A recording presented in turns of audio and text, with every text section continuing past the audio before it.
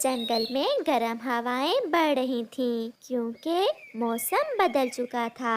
सब पक्षियों की गेहूं की फसल पककर तैयार थी। हवा के साथ गेहूं की बालियां ऐसे हिल रही थीं मानो वो खुशी से नाच रही हो। चिड़िया भी अपने खेत में अपने परिवार के साथ बैठी हुई थी। गुड़िया के पापा, हमारी फसल तो तैयार है। अब हम कल तक फसल की कटाई शुरू कर देंगे। हाँ गुड़िया की मम्मा, अब हमें जल्दी से फसल बेचकर सब पक्षियों का उधार चुकाना होगा। कल ही कालू कौवा मुझसे अपनी खाद के पैसे मांग रहा था। मम्मा पापा, अपनी फसल को खाद क्यों डालते हैं? बेटी, इसलिए कि फसल अच्छे से बढ़े और पैदावार ज्यादा हो। चलो बेटी, अब शाम होने वाली है, कल हम अपनी फसल की कटाई शुरू करेंगे। फिर मम्मा चिड़िया, पापा चिड़िया और गुड़िया अपनी बैलगाड़ी जोतकर घर को चल देते हैं। रास्ते में सेठ कालू कौवा उन्हें रोक लेता है। साथ में उसकी पत्नी भी थी। अगर तुम मेरे पैसे नहीं दे सकते तो अपना ये खेत ही मुझे दे दो।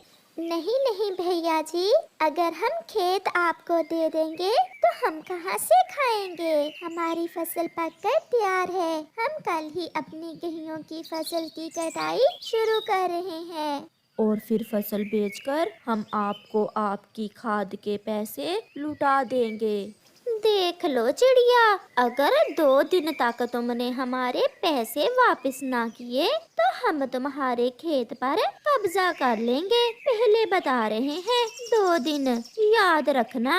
ये कहकर कौवे अपने घर चले जाते हैं और चिड़ियाओं का परिवार अपनी राह लेता है। जंगल में रात हो जाती है। मम्मा चिड़िया अभी तक जाग रही थी। मुझे बहुत चिंता हो रही है। अगर कौवों का उधार हम ना चुका सके तो वो हमारे खेत पर कब्जा कर लेंगे। हम उनका ये सपना कभी पूरा नहीं होने देंगे। फसल बेचकर इतने पैसे तो आ ही जाएंगे कि हम खाद के पैसे दे सकें। कौवा और कौवी भी अपने घर में बैठे सलाह कर रहे थे कि किस तरह चिड़िया से उसका खेत छीन लिया जाए। कालू जी, कुछ ऐसा करो कि चिड़िया किसी भी तरह हमारा उधार ना चुका सके और हम उसके खेत पर कब्जा कर लें। ये कोई बड़ा काम नहीं है। चिड़िया की फसल पककर तैयार है। हम ऐसा करते हैं, चिड़िया की फसल को आग लगा देते हैं। ना रहेगी चिड़िया की फसल और ना वो दे सकेगी हमारी उधार की रकम। अब तो हुआ चिड़िया का खेत हमारा। चलो कालू, जल्दी चलो और लगा दो आग चिड़िया की फसल को। फिर कौवा और कौवी अपने घर से निकलते हैं। आधी रात थी, इसलिए उन्हें कोई भी रास्ते में नहीं मिलता। वो सीधे चिड़िया की फसल में जाते हैं। गोरी एक ऊंचे पेड़ पर बैठकर इधर उधर देखती है और कालू कौवा चिड़िया की गेहूं की फसल को आग लगा देता है। फसल सूखी हुई थी, इसलिए चंद सेकंड्स में ही आग पूरे खेत में फैल जाती है। कौवा और कौवी वहां से भाग जाते हैं। मिठू तोता जाग रहा था। अपनी खिड़की में से आग की रोशनी देखकर तोता डर जाता है। ये आग की रोशनी तो चिड़िया के खेत की तरफ से आ रही है। ऐसा कहते हुए तोता जल्दी से अपने घर से निकलता है।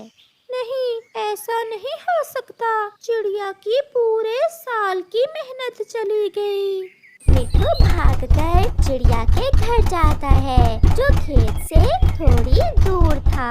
चिड़िया उठो उठो, चिड़िया जल्दी करो, आग आग, किसी ने तुम्हारे खेत को आग लगा दी है। आग का सुनकर चिड़िया और उसका पति जल्दी से घर से बाहर आते हैं। गुड़िया घर के अंदर ही सोई हुई थी। जल्दी चलो चिड़िया, आपके गेहूं के खेत को आग ने अपनी लपेट में ले लिया है। हमारी साल की मेहनत चली जाएगी। गुड़िया के पापा जल्दी चले। फिर मिठू तोता चिड़िया और उसके पति को साथ लेकर फसल की तरफ जाता है। अंधेरी रात में कहीं कहीं से आग की रोशनी अभी तक आ रही थी। बाकी का पूरा खेत जलकर राख में बदल चुका था।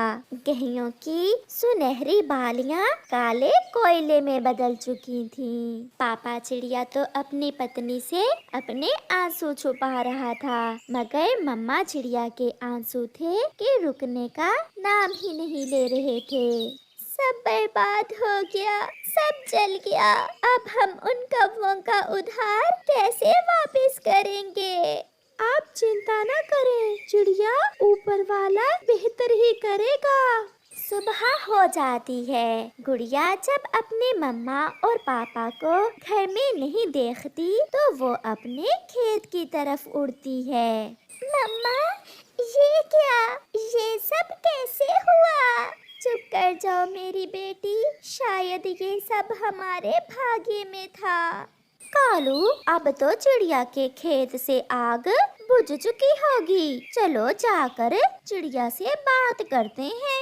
तुम चुप रहना, मैं बात शुरू करूँगा। कहीं चिड़िया को पता न चल जाए कि उसके खेत को आग हमने लगाई थी। फिर कौवा और कौवी चिड़िया के खेत की तरफ जाते हैं। जले हुए खेत में मम्मा चिड़िया, पापा चिड़िया और उनकी बेटी गुड़िया एक पेड़ की छांव में बैठे हुए थे। कौवा और कौवी भी वहां पहुंच जाते हैं। ये सब कैसे हुआ? तुम्हारी तो सारी फसल ही जल गई चिड़िया। चिड़िया, अब तुम हमारी खाद के पैसे कहाँ से दोगी? चिड़िया और उसका पति चुप थे। वो तो पहले ही बहुत दुखी थे। वो कौवों को क्या जवाब दे सकते थे? देखो चिड़िया, अब तो एक ही उपाय है कि तुम अपना खेत हमें दे दो। पैसे तो तुम्हारे पास है नहीं। अगर पैसे ना दिए तो फिर ब्याज और भी बढ़ जाएगा। मुझे सब पता है कौवो।